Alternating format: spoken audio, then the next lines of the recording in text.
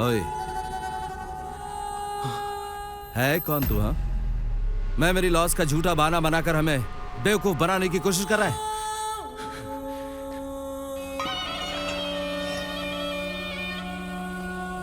ये इतनी आसानी से मुंह नहीं खोलेगा। पैसे कहाँ है बता? बोल। प्लीज उनसे कहिए उसे ना मारे प्लीज। इसने मुझे धोखा दिया, मैं भूल गया, लेकिन तुमने इसके साथ मिलकर मुझे बेवकूफ बनाया, इसलिए मैं तुम्हें कभी माफ नहीं करूंगा। भैया, आप जैसा सोच रहे वैसा नहीं है वो। उसने पैसे किस लिए चुराए मुझे पता है। आप जानते भी हैं उसने पैसे क्यों चुराए। सच जानकर आप भी।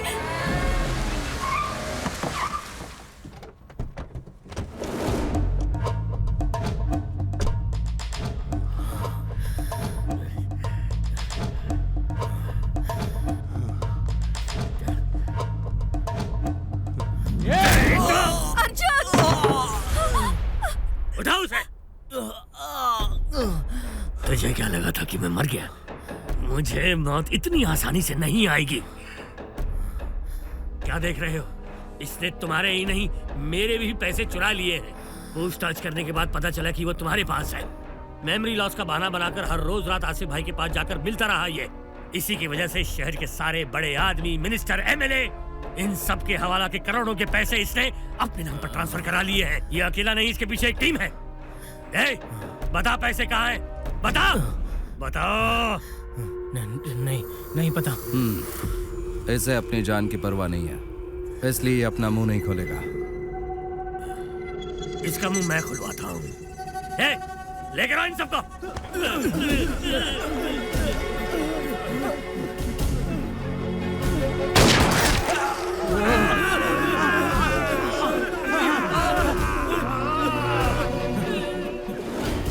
सच बोलने में जितना वक्त लगाएगा उतनी देर में एक और आदमी मरेगा। बताता हूँ।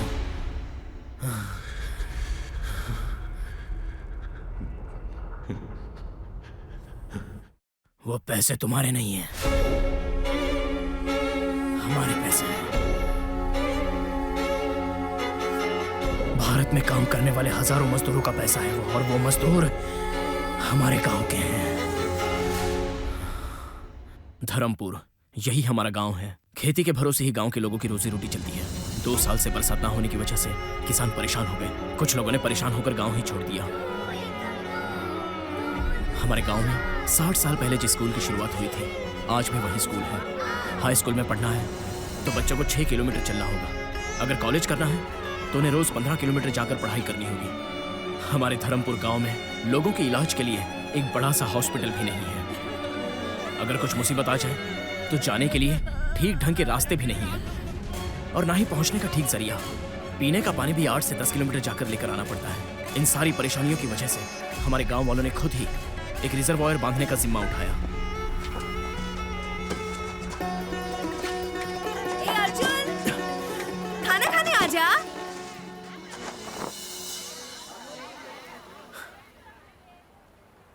जीजा जी, इतने गुस्से में क्यों हो? तो और क्या करूं बताओ? जब से मेरी शादी हुई है तुम्हारी बहन गांव में ही है। कहती है गांव के बच्चों को पढ़ाऊंगी। शादी के 7 साल बाद एक खुशखबरी आने वाली है। अगर जरूरत पड़ जाए तो यहाँ एक ढंग का अस्पताल भी नहीं है। मैं कब से कह रहा हूँ शहर आ जाओ, वहाँ से डिलीवरी करा के वापस भेज दूंगा, लेकिन मानती नहीं। दीदी, जीजा जी सही तो कह रहे हैं। आप शहर जाकर क्यों नहीं आती?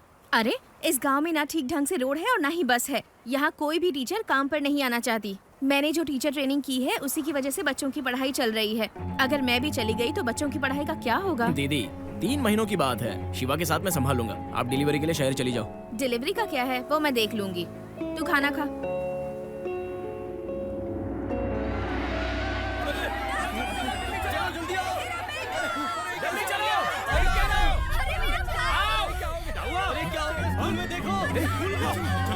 चलो जल्दी आ जाओ। अरे रमेश, क्या करो, जल्दी चलो। मेरे बच्चे, मेरे बच्चे, ये क्या हो गया? अरे बेटा,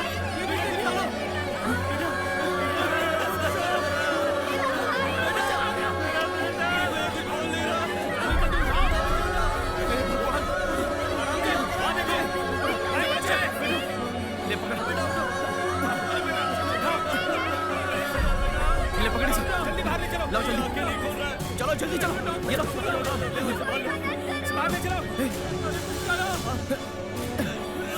उठाओ, निकाल जल्दी।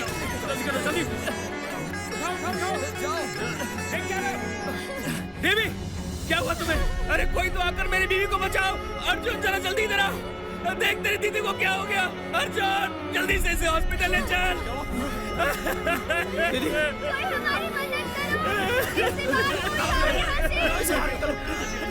देवी क्या हो गया तुम्हें? कोई मेरी बीवी को हॉस्पिटल ले जाओ। दीदी, अर्जुन देख। बच्चों को हॉस्पिटल ले जाओ जल्दी। उठाओ इसे। चल अर्जुन जल्दी चल। कुछ नहीं होगा, हॉस्पिटल ले जा रहा हूँ।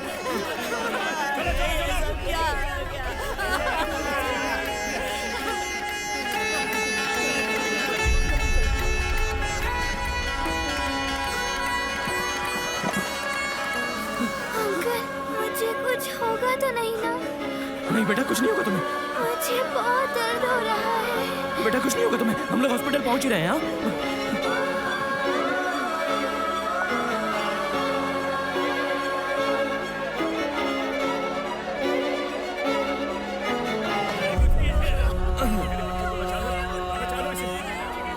डॉक्टर, डॉक्टर जरा इसे देखिए ना। डॉक्टर, डॉक्टर इसे देखिए ना, खून बह रहा है बहुत। डॉक्टर साहब, मेरे बच्चे को देखिए। तुमने आने में बहुत देर कर दी। थोड़ी देर पहले आते तो शायद बच जाती। हाँ, उन्हें पेन किलर दे दो। मेरी बच्ची को देखे नर्स।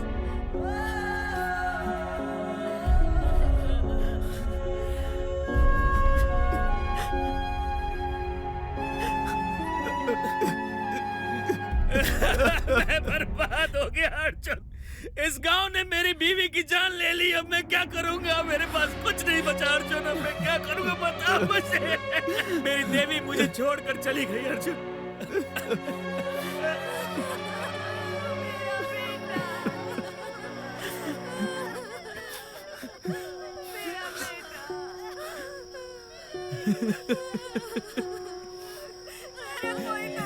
देख 25 बच्चे मर गए यहाँ। ये यहाँ पर पैदा हुए। क्या ये हमारा कसूर है? हाँ? इनकी क्या गलती थी? अगर गांव में हॉस्पिटल होता तो क्या ये बच्चे इस तरह मरते? अगर हम थोड़ी देर पहले पहुंचते तो क्या हम इन बच्चों को बचा नहीं सकते थे? अगर स्कूल की मरम्मत होती तो आज ये दिन देखना नहीं पड़ता। उस वक्त किसी को भी समझ में नहीं आ रहा था कि आखिर करना क्या है। सारे लोग शांत बैठे हुए थे और तभी क्या रामदीन, कहाँ जा रहे हो तुम? गांव छोड़कर जा रहा हूँ। क्या कह रहे हो रामदीन? आपको पता है ना, मेरे 3 बच्चे थे, उनमें से 2 बच्चों को मैंने खो दिया। अगर और इस गांव में रहा ना तो मैं अपना ये बच्चा भी खो दूंगा।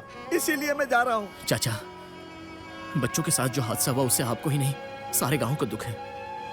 अगर आपकी तरह सारे लोग गांव छोड़कर चले जाएंगे तो फिर गांव का क्या होगा? जिस गांव में मैं पला बड़ा हूँ उसे छोड़कर मैं भी नहीं जाना चाहता, लेकिन मैंने इस गांव में जीने मरने की कसम खाई थी। लेकिन अब जा रहा हूँ। इस गांव में 1 मिनट भी नहीं रहूंगा, ये कसम खा ली है मैंने। भाई सुनो, मैं आप लोगों से भी कहता हूँ, चलो इस गांव से बाहर, इस गांव से निकलकर किसी दूसरे गांव में मेहनत मजदूरी करके जी लेंगे। 2 वक्त की रोटी तो कहीं भी कमा लेंगे। इतने साल हो गए ये गांव अभी भी नहीं सुधरा, पर अब नहीं, मैं कहीं और जाकर वॉचमैन की नौकरी करके भी गुजारा कर लूंगा, लेकिन इस गांव में नहीं रहूंगा। आपको जो करना है करो। देख, एक किसान अपनी जमीन छोड़कर कहीं और जा रहा है।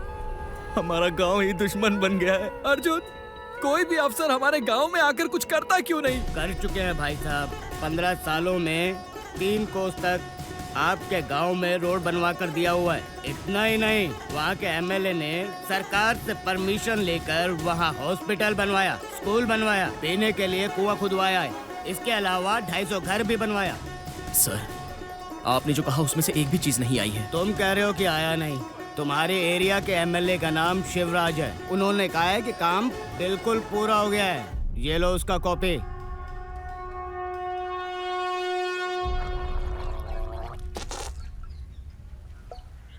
अच्छा, ये धर्मपुर गांव क्या हमारे इलाके में आता है? अपने इलाके में आता है। अभी हाल ही में जिस गांव में 25 बच्चे स्कूल की छत के नीचे आ गए थे, ये वही गांव के हैं। ओहो, 25 बच्चे स्कूल की छत के नीचे आ गए थे। अरे रे रे रे, इलेक्शन टाइम अगर होता तो हर एक को 25,000 रुपए दिला दिए होते।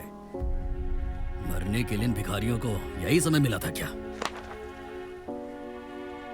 एमएलए होने के नाते इन 15 सालों से आपने गांव के लिए बहुत कुछ किया है, ये कहकर सरकार से आपने करोड़ों रुपए लिए हैं। शेर के पिंजरे के पास जाकर शेर के मुंह में हाथ नहीं डालते। तुम्हारे गांव के लिए सरकार के सामने आवाज उठाने वाला भी मैं ही हूँ। हाँ, मैंने ही सरकार से पैसे लिए ताकि तुम्हारे गांव का भला कर सकूं।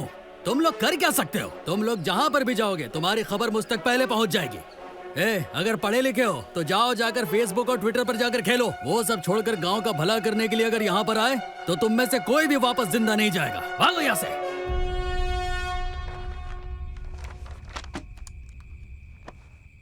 एक एमपी होने के नाते मैंने तुम्हारे गांव के लिए बहुत पैसे सैंक्शन किए हैं, लेकिन लगता है कि तुम्हारे क्षेत्र के एमएलए ने बहुत बड़ा घोटाला किया है। तुम्हारे दिए सबूत के आधार पर उस पर इंक्वायरी बिठाकर मैं उस एमएलए को उसकी पोस्ट से निकलवा दूंगा और इसके बाद सारे फंड्स ठीक तुम तक पहुंचे इसका भी इंतजाम करूंगा। मेरा गांव धर्मपुर बस आप ही के भरोसे पर है। घबराओ मत बेटा, तुमने मुझ पे भरोसा किया है ना, तुम्हारा भरोसा नहीं तोड़ूंगा। चलता हूँ सर। नमस्कार।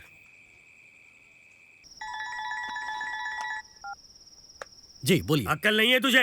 कोई लड़का तेरे खिलाफ सारे सबूत लेकर मेरे सामने खड़ा है। अगर यही सबूत लेकर वो किसी और के पास गया होता तो तेरे साथ मैं भी अंदर होता। कुछ भी करके पहले वहां से पैसे निकालने की कोशिश कर। ठीक है। उन दोनों को जल्दी से राइस मिल पर भेजो।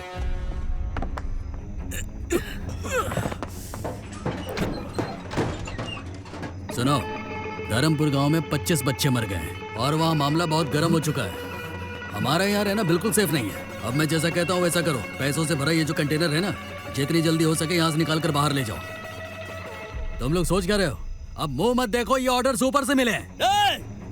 हमारे गांव का पैसा चुरा कर कहाँ जा रहे हो तुम? तुम लोगों की इतनी हिम्मत हो गई कि यहाँ आकर मेरे सामने खड़े हो गए। बहुत ज्यादा चर्बी चढ़ गई है ना, अभी उतारता हूँ सारी चर्बी। आग दिखाता है। हाथ मत उठाना। इतनी हिम्मत।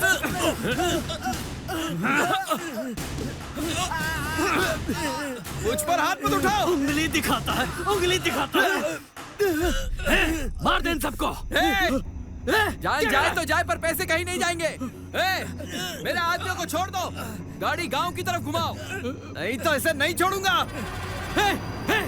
इन सब के सर पर खून सवार है, ये ट्रक इनका दे दो। जान रहेगी तो मोटर से कमा लो।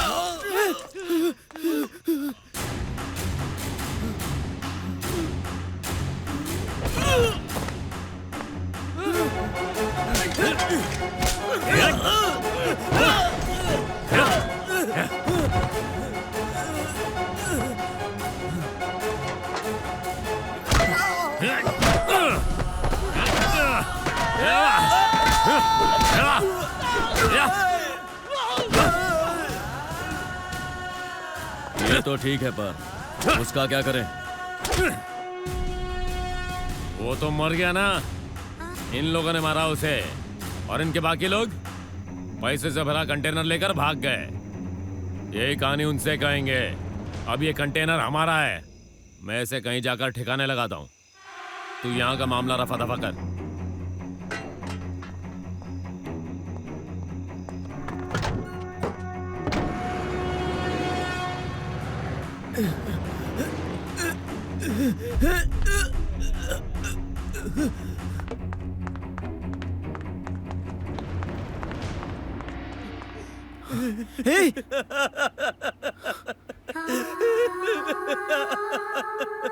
हमारे दोस्तों को मार कर वो भाग गया।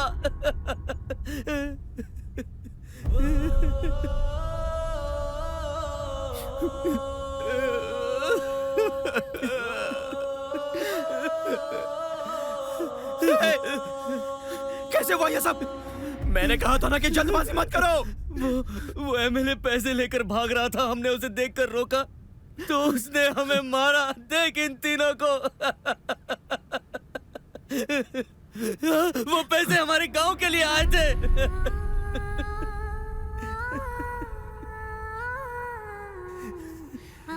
क्यों मारा इन तीनों को? क्या कसूर था इनका? इन 20 सालों में सरकार ने हमारे गांव धर्मपुर के लिए कुछ भी नहीं किया। वो अभी हम करेंगे। हमारे पैसे तुमने चुराए, इसलिए नाटक करके मैं जेल गया और पैसों का पता लगाया और तुम्ही से वो पैसा चुराया। कहानी अच्छी थी, अब बता पैसे कहाँ हैं?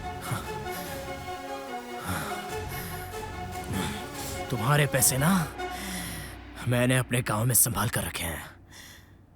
चलो दिखाता हूं।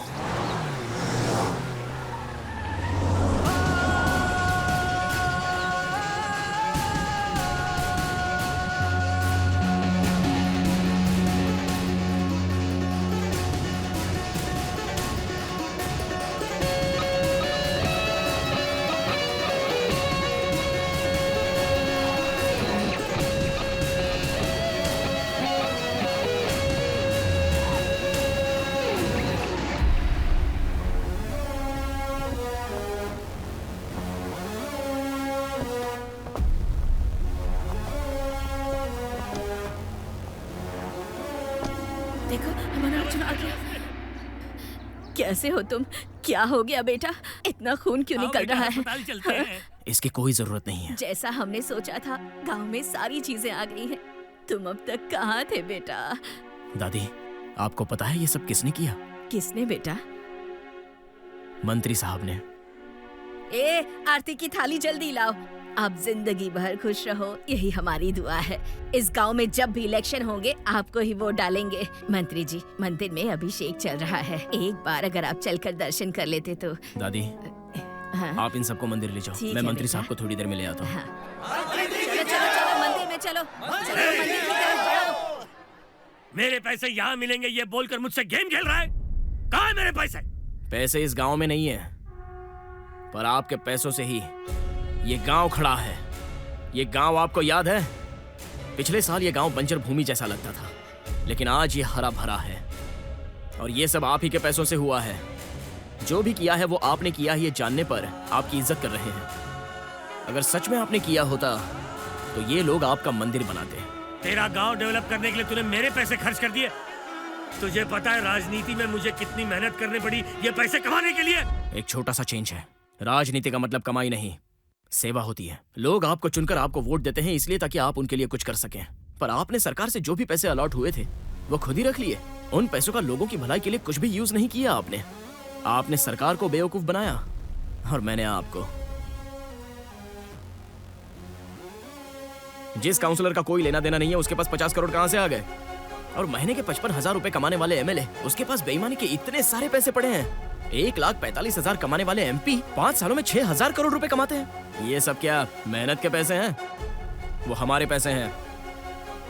आजकल काम पाने के लिए रिश्वत, घर लेने के लिए, नौकरी पाने के लिए, बच्चों के एडमिशन के लिए रिश्वत, खेल कूद में रिश्वत, शादी में रिश्वत, इस तरह रिश्वत ले लेकर आपने सार्वजनिक शौचालय बांधने के लिए भी रिश्वत ले ली। हाँ रिश्वत ली।